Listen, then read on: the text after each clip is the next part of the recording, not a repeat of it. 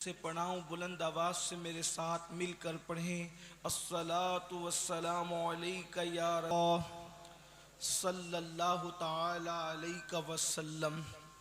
तेरा जर्रा महे कामिल है या गौस, तेरा जर्रा महे कामिल है या गौस, तेरा कतरा यमे साइल है या गौस। कोई सालिक हो या वासिल है या गौस, वो कुछ भी है तेरा साइल है या गौस। तू अपने वक्त का सिद्दीक़ अकबर, तू अपने वक्त का सिद्दीक़ अकबर। गनियो हैदरो आदिल है या गौस, गनियो हैदरो आदिल है या गौस। हजारों ताबई से तू फजूतर, ये तबका मुजमलन फाजिल है या गौस। और वो क्या जानेगा फजले मुर्तज़ा को, जो तेरे फजल का जाहिल है या गौस। और कहा तूने कि जो मांगो मिलेगा, कहा तूने कि जो मांगो मिलेगा, रजा तुझसे तेरा साइल है या गौस।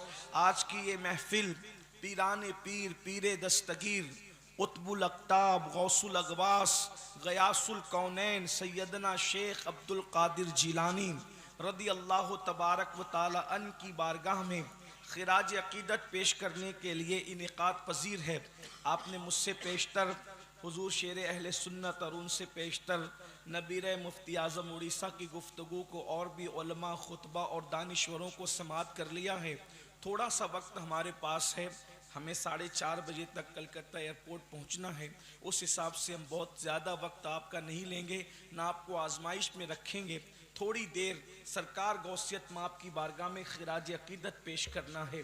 याद रखें, हम गौसे पाक रदी अल्लाह ताला को सुन्नियों का बच्चा बच्चा बचपन से जानता है, बल्कि हम अपनी तोतली ज़बान से अल्लाह रसूल के नाम के बाद जो नाम घरों में सीखते हैं वो सरकार गौसे आज़म का नाम है। अल्हम्दुलिल्लाह हमारी निस्बतें गौसे पाक से इस कदर जुड़ी हुई है कि अल्लाह के फजल से अल्लाह रसूल के नाम के बाद हमारे माँ बाप ने हमें गौसे पाक का नाम सिखाया है। और अल्हम्दुलिल्लाह हमें फ़ख्र है इस बात पर, हम इस बात पे फ़ख्र करते हैं कि हम आखिरी नबी के उम्मती हैं और अल्लाह ने हमें सिलसिले क़ादरिया अता फरमाया है। कोई सिलसिला छोटा नहीं, कोई सिलसिला हकीर नहीं, लेकिन सरकार गौसे आज़म है, वलियों का सुल्तान है जिसे दुनिया गौसे आज़म कहती है। मुर्दों को जिंदा करते हैं जिसे दुनिया गौसे आज़म कहती है। सरकार गौसे पाक रदी अल्लाह ताला की शान बड़ी अजीम शान है। बस इतना समझने की बात है कि अल्लाह रब्बुल इज्जत ने मुस्तफ़ा जान रहमत को बेसाया पैदा किया है। हुजूर अकरम सल्लल्लाहु अलैहि वसल्लम का साया नहीं था, जमीन पर हुजूर का साया नहीं पड़ता था। इमाम अहले सुन्नत ने बहुत तफसील के साथ अपने रिसाले में इसको वाज़ेह फरमाया है। लेकिन ये भी हमारा अकीदा है, मुस्तफ़ा जान रहमत के तने बेसाया का साया अगर 5 सदियों के बाद अगर दुनिया में आता है तो उस साया मुस्तफ़ा को दुनिया शेख अब्दुल कादिर जिलानी के नाम से जानती है। मेरे इमाम कहते हैं मुस्तफ़ा के तने बेसाया का साया देखा, मुस्तफ़ा के तने बेसाया का साया देखा। जिसने देखा मेरी जान जलवाए ज़ेबा तेरा, जिसने देखा मेरी जान जलवाए ज़ेबा तेरा। और कहते हैं नबवी जिल अलवी बुर्ज बतूली मंजिल, हसनी चांद हुसैनी है उजाला तेरा। नबवी मिह अलवी फसल बतूली गुलशन, हसनी फूल हुसैनी है महकना तेरा। हसनी फूल हुसैनी है महकना तेरा। और तू हुसैनी हसनी क्यों ना मुहय्युद्दीन हो, ऐ खिजर मजमे बहरैन है चश्मा तेरा। एक खास बात गौसे आजम की, सरकार गौसे पाक फरमाते हैं जहां जहां मेरे नाना जान मोहम्मदुर रसूलुल्लाह ने कदम रखा, मैंने वहां वहां कदम रखा, सिवाय नबुव्वत की मंजिल के। इसीलिए मेरे इमाम कहते हैं उलूहियत ही एक अहमद ने न पाई। हाय हाय हाय, ये है मनक़बत गौसे आज़म का अंदाज। यकीनन आप समझते होंगे बंगाल वाले, उर्दू कोई जाने न जाने लेकिन ज़बान इश्क सब जानते हैं। क्या कहा?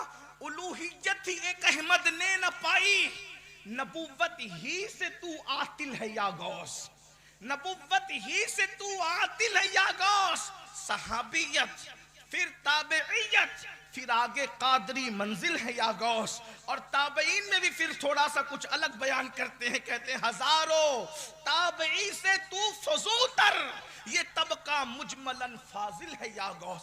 कहते हैं हर वली किसी न किसी नबी के कदम पर होता है, कोई खलीलुल्लाह के कदम पर, कोई नजीउल्लाह के कदम पर, कोई कलीमुल्लाह के कदम पर, कोई कलेमतुल्लाह हजरत मसीहुल्लाह के कदम पर। लेकिन फरमाते हैं मैं हबीबुल्लाह मुहम्मदुर रसूलुल्लाह के कदम पर हूं। इसीलिए आप जो चीजें बतौरे मौजिजा रसूलुल्लाह की जिंदगी में देखेंगे, हुजूर की सीरत में देखेंगे, उसको बतौरे करामत सरकार गौसियत माप की जिंदगी में आपको वो अक्से रसूल सल्लल्लाहु अलैहि वसल्लम साये मुस्तफ़ा की हैसियत से नजर आएगी। मैं आपको चंद मिसालें देता हूँ, वक्त होता तो बात तफसील से होती, लेकिन इशारा देकर अपनी बात पूरी करता हूँ। समझो गौसे पाक क्या। कुछ लोग गौसे आजम की अजमत का मजाक उड़ाते, याद रखें 1 सदी से हुजूर की अजमत का मजाक उड़ाते रहे, और अब जबकि दुनिया ने पलटा खाया और दुनिया की बहुत सारी हुकूमतें अब वहाबियत की तरफ से कुछ मुंह फेरने लगी, तो अजमत रिसालत की बात अब दूसरे लोग भी करने लगे। लेकिन बहरहाल वो कहीं ना कहीं हुजूर गौसे पाक की करामतों का मजाक उड़ाते, कहते ये तो करामतें कहानियां हैं। हमने कहा ये कहानियां नहीं है, असल बात यह है कि कुरान खुद बुनियादें फराहम करता है कि करामतों का वजूद है। मैं सिर्फ एक मिसाल देता हूं, फिर बात आगे बढ़ाता हूं ताकि बात आपको समझ में आए। कौन नहीं जानता सूरतुल नमल के हवाले से कि जब तख्ते बिल्कीस मंगाने की बात आई तो हजरत सुलेमान अलैहिस्सलाम ने अपनी महफिल में कहा बिल्कीस का तख्त कौन लाएगा। जो जानता है वो जानता है, जो नहीं जानता वो कान खोल के सुन ले। करामतों की बुनियाद कुरान फराहम करता है, और हमारा अकीदा है कुरान हर चीज की बुनियाद फराहम करता है। तिब्यान लिकुल्लि शै, हर चीज का बयान कुरान में है। वला रत्बिन वला याबिस इल्ला फी किताबिन मुबीन, हर रत्ब याबिस को अल्लाह ने कुरान में बयान कर दिया है। जो जालिम कहते करामत कुरान में नहीं है, वो सूरतुल मरियम उठा करके पढ़े। जो कहते करामत कुरान में नहीं है, वो सूरह यासीन उठा करके पढ़े। लेकिन ये भी कहूं, कुरान छोटी बात को बुनियाद के तौर पे रख देता है, बड़ा तुम खुद ही कयास कर लो। मिसाल के तौर पे मिलादे हजरत ईसा कुरान ने बयान किया, मिलादे मरियम बयान किया, लेकिन मिलादे मुहम्मदुर रसूलुल्लाह उस अंदाज से बयान नहीं किया जिस अंदाज से मिलादे मरियम और मिलादे हजरत ईसा बयान किया। क्यों? ताकि बुनियाद मिल जाए। जब वलिया की मिलाद बयान हो सकती है और उनके बेटे नबी कलेमतुल्लाह की मिलाद बयान हो सकती है, तो फिर जो अल्लाह का महबूब जामे कायनात बन करके आया है उनकी मिलाद क्यों बयान नहीं हो सकती? ये अकल की बात कोई तो मिलाद मरियम तो बयान होगी, लेकिन मिलाद मुस्तफ़ा नहीं, इसलिए कि कुरान में नहीं। अल्लाह के बंदे जब मिलाद मरियम बयान हो रही है, नजर मानने से लेकर पैदा होने तक, कुरान दाजी तक सब कुरान बयान कर रहा है। हत्ता के हजरत ईसा की विलादत यहां तक बयान हुई कि माँ के पेट का दर्द तक कुरान ने बयान कर दिया। नहीं बयान किया कुरान ने? कुरान में मिलाद कहा है। मैंने कहा जब मिलाद ईसा मौजूद है तो फिर जाने ईसा तुम्हारे हाल पे छोड़ दिया। ये बात है, बात समझ में आती है ना? हाँ, अब आप तवज्जो फरमाए। तो तख्ते बिल्कीस मंगाने की बात हुई, एक जिन्नात उठ करके खड़ा हुआ, जिन खड़ा हुआ, उसने कहा मैं लाऊंगा तख्ते बिल्कीस। महफिल कहां सजी है? मुल्क शाम में। तख्ते बिल्कीस कहां है? यमन में। वो कहता है मैं लाऊंगा। कितने टाइम में? कहा जितने वक्त में आपकी महफिल मुकम्मल होगी मैं ले आऊंगा। ये जिन्नात की ताकत है। जिन्नात तो ताकतवर होती हैं। हजरत सुलेमान ने कहा नहीं, मुझे और जल्दी चाहिए। नबी की नबूवत की बरकत से वली की विलायत जाहिर होती है, ये बात होती है।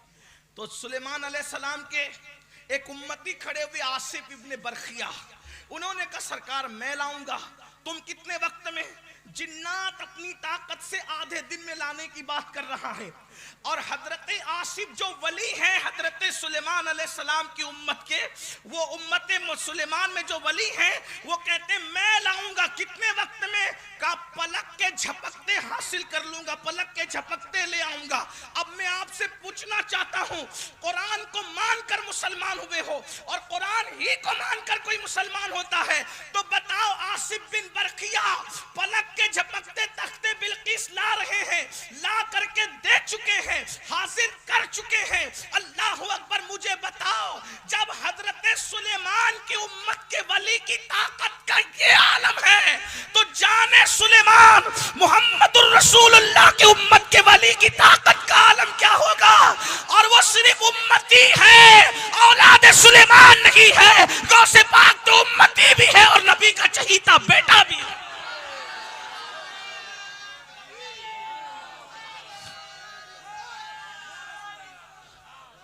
बात यह है कि लोग आसिफ की ताकत को मान चुके, लेकिन हजरत जाने सुलेमान मुस्तफ़ा जाने रहमत की उम्मत की औलिया की ताकत को कब मानेंगे।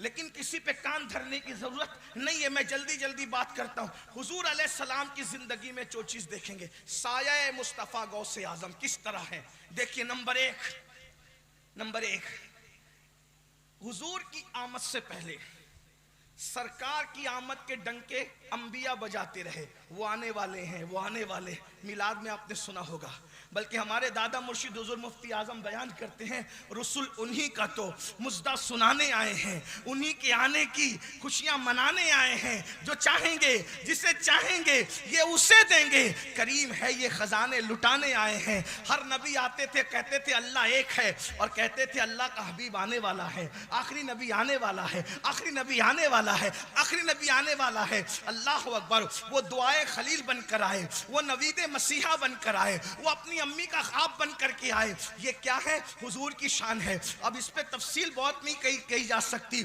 आप देख लें, उलमा से सुन लें। हुजूर की आमद से पहले हर नबी डंके बजा रहा है, वो आने वाले हैं, वो आने वाले हैं, वो आने वाले हैं। अब इसको साया मुस्तफ़ा में गौसे आजम की जिंदगी में देखे।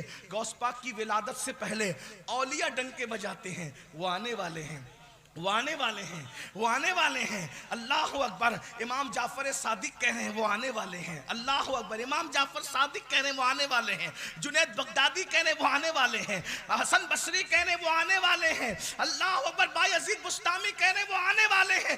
और किस शान से फरमाया, वो आएगा वलियों का सुल्तान बनकर और कहेगा कि कदमी हाजी अला रक़बत कुल्ले वलीयिल्लाह, मेरा ये कदम हर वली की गर्दन पर है, सारे वली उसके लिए अपनी गर्दनों को झुका देंगे।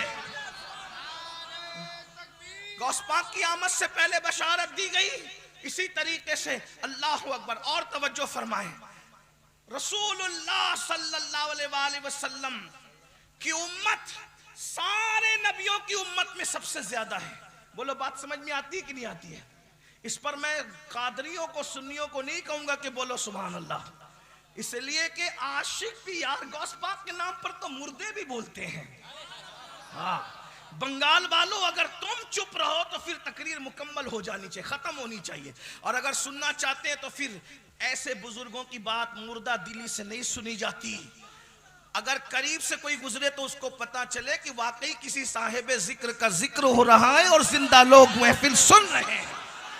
ये बात है ना, ऐसे सुनो कादरियों की तरह। कादरी तो यहाँ क्या चुप रहेगा मेरे भाई, इंशाअल्लाह कादरी तो कयामत में भी चुप नहीं रहेंगे।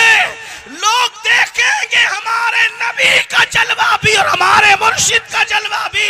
मौलाना जमीलुर रहमान कहते हैं, निदा देगा मुनादी हश्र में हम कादरियों को, और किधर है कादरी कर ले नजारा गौसे आजम।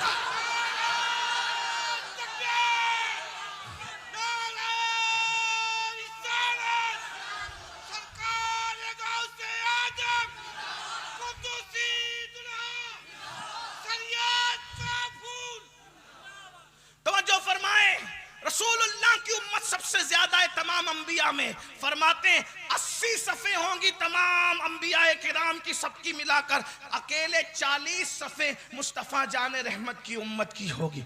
अल्लाह अकबर। अंदाजा फरमाए, बल्कि यहां तक फरमाया 120 सफ़े होंगी, 40 और अंबिया की होगी और 80 सफ़े मुस्तफ़ा जान रहमत की उम्मत की होगी। यानी सबसे ज्यादा उम्मती किसके होंगे? हमारे आका के। किसके होंगे? हमारे आका के। विलायत की कायनात में देख लें, सबसे ज्यादा मुरीद किसके हुए? किसी वली के इतने मुरीद नहीं हुए जितने मुरीद सरकार गौसे आजम के हुए। और उसके बाद देखें हुजूर की उम्मत में कितनी बड़ी बड़ी हस्तियां हैं, सिद्दीक अकबर जैसे, फारूक आजम जैसे, उस्मान गनी जैसी, मौला अली जैसे। यानी जितने अच्छे उम्मती रसूलुल्लाह को मिले हैं, इतनी अच्छी उम्मत किसी नबी को नहीं मिली। फर्क बताऊं? फर्क अभी हजरत साहबा पे बात कर रहे थे, सुन ले साहबा की बात। क्या बता? हजरत मूसा कहते चलो लड़ेंगे अल्लाह के लिए। तवज्जो तवज्जो है आपकी, यही है सहाबा। हजरत मूसा अपने असहाब से कहते चलो लड़ेंगे अल्लाह के लिए, कुरान शाहिद है। हजरत मूसा की कौम ने क्या जवाब दिया? मूसा आप लड़ो और आपका खुदा लड़ो, हम तो बैठकर तमाशा देखेंगे। ये कौन है? ये कौम मूसा है, ये असहाबे मूसा है, ये हजरत मूसा की कौम के अक्सर लोग हैं, अक्सर लोग। लेकिन सुनो, अब बद्र में हुजूर लोगों को रोक कर कहते हैं मेरे सहाबा, हम जंग करने नहीं आए थे, लेकिन हादिसाती तौर पे हम पे जंग मुसल्लत हो गई। बोलो तुम क्या कहते हो? साद इब्ने उबादा उठकर खड़े होते, कहा या रसूल अल्लाह आप हमसे मशवरा क्यों करते हैं? हम कौम मूसा नहीं है कि ये कहे कि तू लड़ और तेरा खुदा लड़, हम तो आपके गुलाम हैं। जब तक खून का कतरा मौजूद है, आमिना के लाल पर गुबार भी आने नहीं।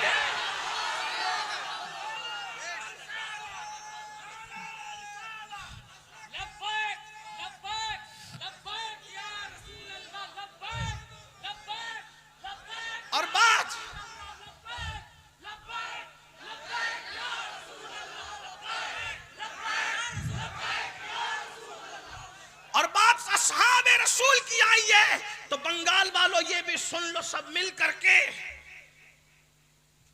लोग सहाबा पे बात करते हैं, तो सहाबा तो ऐसे थे। वो इब्ने कसीर ने तो ये लिख दिया और इब्ने खलदून ने तो ये लिख दिया और इब्ने असीर ने तो ये लिख दिया। मैंने कहा सहाबा कैसे थे हमें इब्ने असीर से समझने की जरूरत नहीं है, इब्ने कसीर से समझने की जरूरत है। क्यों? असीर और कसीर को उस वक्त तो उठाया जाएगा जब हमें कुरान और हदीस में वजाहत नहीं मिलेगी। जिनके बारे में कुरान कह चुका वकुल्लुम वादल्लाहुल हुस्ना, हमने उन सबसे जन्नत का वादा कर लिया है। अल्लाह जन्नत का वादा करे और मुल्ला तू फजर में डंडी मारता है और कहता है सहाबा ऐसे थे। बता तेरी बात माने कि अल्लाह की माने? अल्लाह कहता है वकुल्लुम वादल्लाहुल हुस्ना, ये कुल्ला, ये तो मिनाजुल अरबिया पढ़ने वाला भी जानता है कि कुल्ला का मतलब क्या होता है। वकुल्लुम वादल्लाहुल हुस्ना, वो कहते हैं मैं राजी नहीं हूं, कुरान कहता है रदियल्लाहु अन्हुम व रदू अन, अल्लाह उनसे राजी, वो अल्लाह से राजी, और तुम्हारी नाराजगी उनको नुकसान नहीं पहुंचा सकती क्योंकि अल्लाह उनसे राजी हो गया है। जिससे अल्लाह राजी हो जाए कौन है? ये सहाबा। सुन लो सहाबा, हमसे फजर में उठना नहीं होता, नींद नहीं छोड़ सकते नबी के लिए। सहाबा ने मामू को कत्ल किया नबी के लिए, चच्चा को कत्ल किया नबी के लिए, माओ को छोड़ा है नबी के लिए। आपको हैरत होगी, छोड़ना आसान है, सहाबा ने मक्का जैसा शहर छोड़ा है।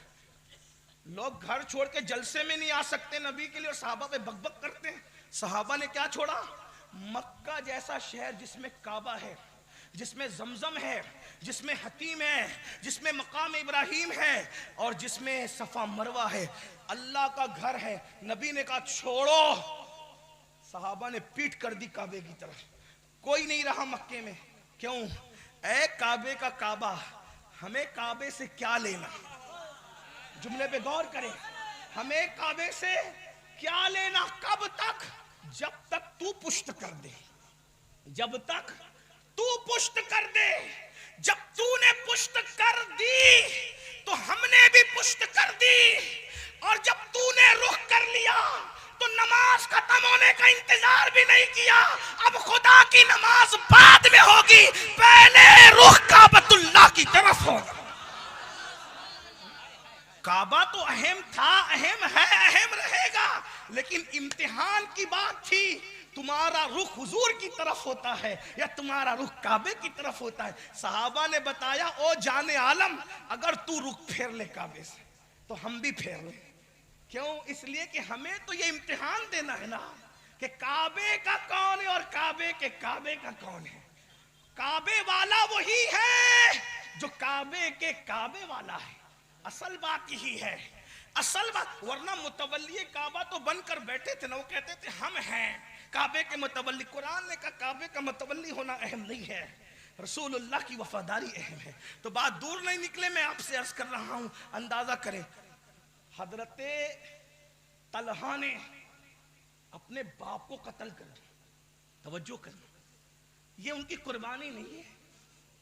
हजरत अबू उबैदा इब्नुल जर्राह अमीनुल उम्मत ने अपने बाप को कत्ल किया, ये उनकी कुर्बानी नहीं है। फारूक आजम ने अपने मामू को कत्ल किया। सिद्दीक अकबर ने बेटे से कहा कि जब मैं तेरी तलवार की जद में आता तो तू बाप समझ के छोड़ता, खुदा की कसम अगर तू मेरी तलवार की जद में आता तो मैं तुझे बेटा समझ के नहीं छोड़ता, नबी का दुश्मन समझ कर तुझे कत्ल कर देता।